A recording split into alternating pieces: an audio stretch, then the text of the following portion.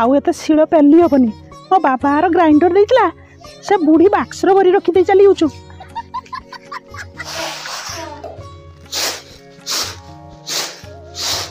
Eighty शुणुच आउ कुला लचई हेनी तुम पैकेट चाउल आनिब एटी शुणुच कौन है कौन? अरे आज परा जागर तुम्हें एपर्यंत सहीच उठुन। अरे आज परा महाशिवरात्रि मोर उपवास मु कौन खाइबी एबे कहूच उपवास पुणी कहूच कौन खाइबी? उपवास हेले फलमूल तो खाइबी। चल मार्केट को जीवा बुली आसीबा फलमूल नहीं आसीबा।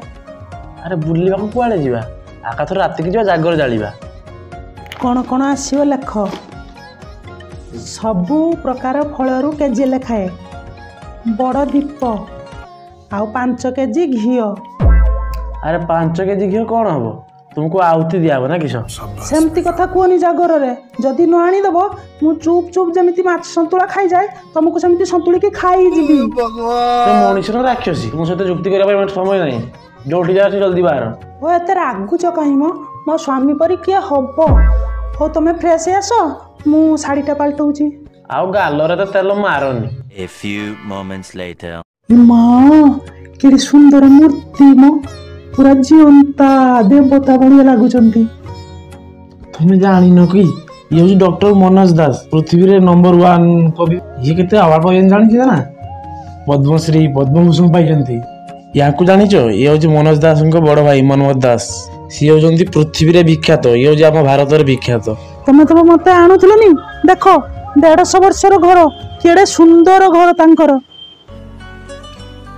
ए पार्कटा केते सुंदर है मत ना ए पार्क छाड़ी जम्मा जीवा को इच्छा होनी। घर भाया शांति कौन ये पार्क रे मिलियो घरे जे जो तुम माँ सब बेले पिछे पिछे लगी रही म खाली जागर सरू मो काली रूप देखिबो।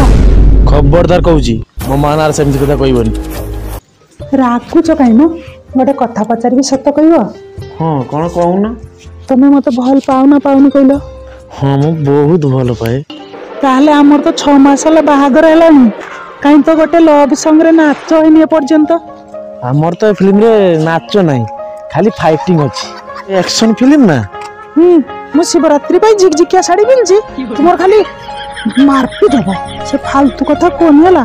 चलो मोर गोटे फोटो उठे देबो।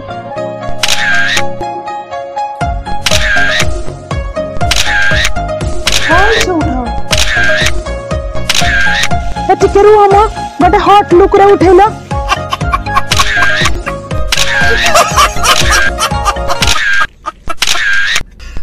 भगवान तुम बोले नारी संसार पे कलंक इच्छा होची तुम छाल छड़े गुण दे टांगी दवा।